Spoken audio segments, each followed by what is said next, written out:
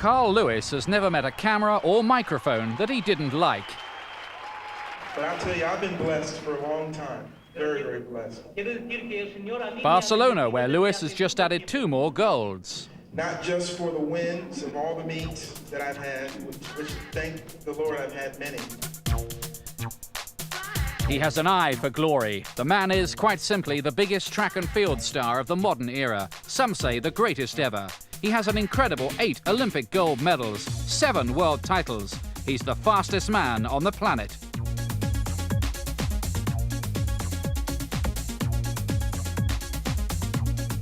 In the long jump, he went unbeaten for 10 years, though Bob Beeman's world record eluded him.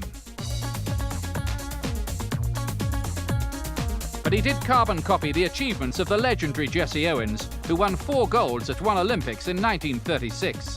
On the track, Lewis is all gliding grace. Off it, the complete extrovert.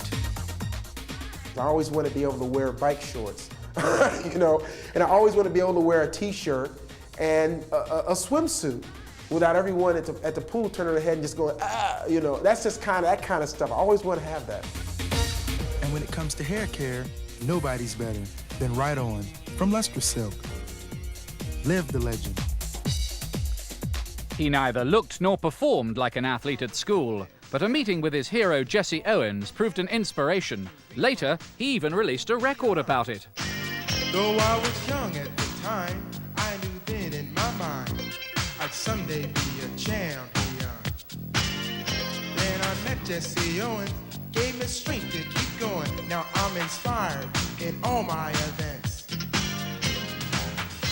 Keep pushing harder, keep the faith. He was only 10 when he met Owens, but it had a profound effect.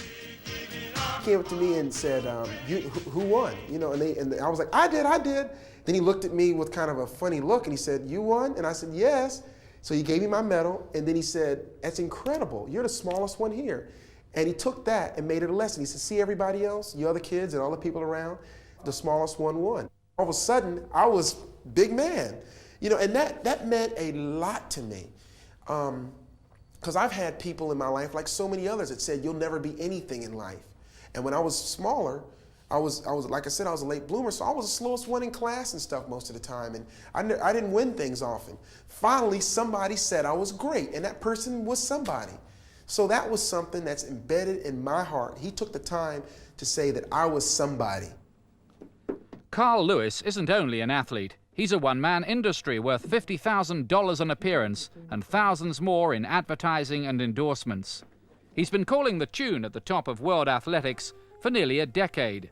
His brilliance was first on display in 1983, so by the time of the spectacular opening to the Los Angeles Olympics of '84, he was being tipped to win 4 golds, just like Owens had done. Ladies and gentlemen, welcome to the aims of the 23rd Olympiad at Los Angeles. Lewis delivered. The 4th gold came on the anchor leg for the American sprint relay team. They called him the New Owens. Earlier, producing his characteristic late surge, he'd run away with the 100 meters. In fact, he's run under 10 seconds more times than anyone in history. No one could touch him in the long jump or the 200-meter final either. But some saw him as brash as he wrapped himself in the American flag. He found popularity elusive. I'm trying to remember when anyone in history was ever criticized for carrying an American flag around a stadium in the United States at the Olympic Games. If you can come up with anyone that was really criticized for that, well then I'll just sit down and bow to you.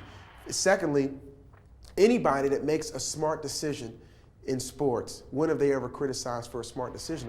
I did the right thing. I did the right thing as a competitor. We made the right move because I ended up winning all the medals. I just don't think that, looking back now, that I would do it differently because going with that mindset, not going to the Olympics before, not knowing what the effects of it would be, never competing in 4 events in one meet in my life before, I had to take every single precautionary measure in order to try to ensure that I do my best.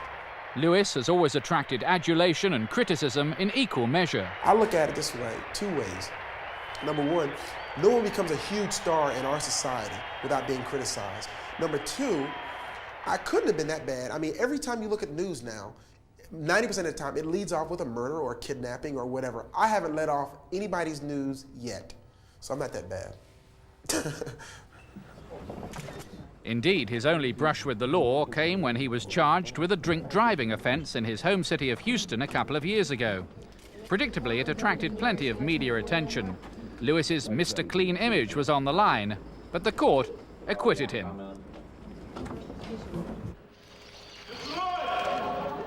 Off the track, he's tried all sorts of things. He has his own fashion business and models some of the outfits himself on the catwalk. It's all part of Carl Lewis's persona as a showman. He never was a shrinking violet or shy introvert. And after training with his Santa Monica teammates, he calls into his shop in Houston, where some of the T-shirts carry reminders of Lewis's stance against drugs in athletics. He's been very outspoken on the subject, and even named Ben Johnson as a drug taker before the man was exposed. This is a no pain, no Spain shirt, which is very popular because of the Olympic Games being in Barcelona. This is a shirt that's kind of fitting. We saw it and we picked it up, and most of the things we make, but this one we just couldn't let go. We had to carry this line. We're very interested in it. Kind of stands for what we stand for. People who know me here know I would never take drugs. Johnson and Lewis, big rivals. I think if there's a stand that's going to help our sport, well, then we have to make that stand. I can't wait until I have children and I'm sitting back as a 40 or 50-year-old man saying, that's my son, going after my records. But is he going to have to take drugs to compete? I mean, that's something that we're getting to, and that's an issue we have to address. That's why I think it's such a strong point in order to fight it. The race that shamed Ben Johnson and shocked the world. He beats Carl Lewis to the Olympic gold medal in 1988, but then he's exposed as a drug cheat. The urine sample of Ben Johnson, Canada, was found to contain the metabolites of a banned substance, namely stanozolol. We received back Ben's gold medal from him, and we had at that time the unfortunate task of removing Ben from the Canadian team. Ben is now en route back home. He was cheating. A lot of people knew it. A lot of people accepted it. A lot of people endorsed it. And I knew that I could beat him, even on the drugs. That's the attitude I had in '88. I went in, and I think I proved that attitude in Zurich because we had a match race set, and I said, look, let's get on the track and run. Let's mix it up. And I did that, and I ran 9.93 and defeated him, and then he had to go back and go back to the drawing board. So here I am, the clean athlete, and I had the person that was on drugs regrouping just 6 weeks before the Olympics. Lewis received Johnson's gold and leapt to a second successive Olympic long jump title. He landed a part in films, but as an actor, well, he was a pretty good athlete.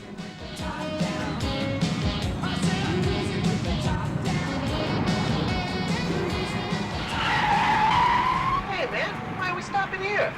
Hey, this truck's moving. Hey, they're dumping stuff on us. Get us out of here. I can't find your purse. Oh, shit, man.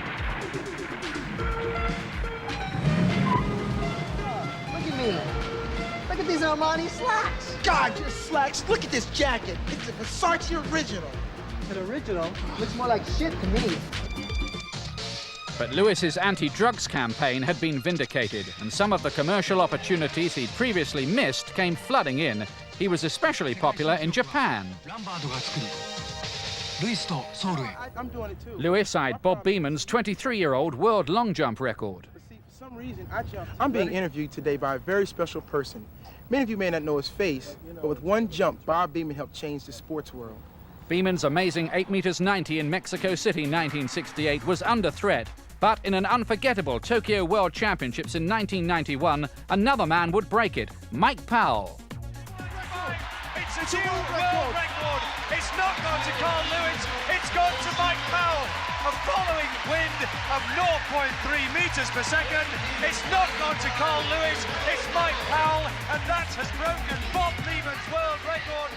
My goal was to get it in Tokyo and walk away from the long jump. So Mike just kind of threw a wrench in the little plan here, That's what I want. I just wanted to get that record and walk. 60 whatever straight meets in a row, 10 years, world record, retire. And Mike threw a wrench in it. Now I have to jump, but that's inspiring. So I look at it in a positive way. I just look at it, the Lord said, look, I want you to jump some more. You're not finished yet. Oh, it's about that time. Former world record holder Leroy Burrell is one of Carl Lewis's big friends at the Santa Monica Club. They're also great rivals over 100 meters on the track. But all the team members travel the circuit together, and the notes they hit are usually winning ones.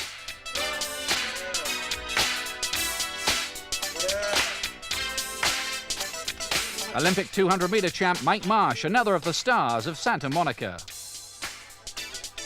Our relationship is simple and at the same time complicated. I don't really foresee any changes, and I don't see any reason why our relationship should change, because it's fruitful and it's productive, and I think it's beneficial for both of us. I don't think I would run as fast as I do if there wasn't a Carl Lewis, and I don't think Carl would run as fast as he's run if there wasn't a Leroy Burrell.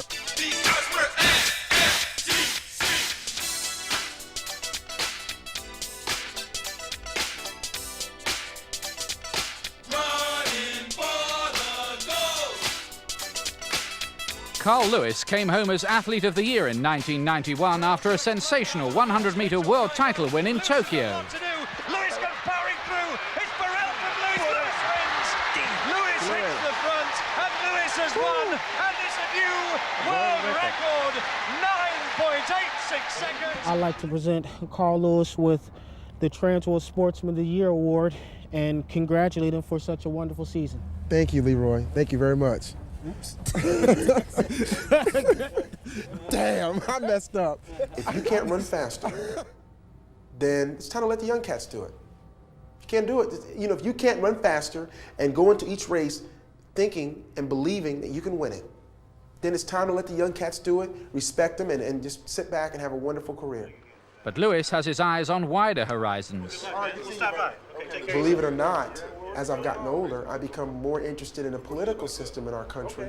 Politics is a possibility because I'm tired of running my mouth and not doing anything about it. If I want to complain, do something.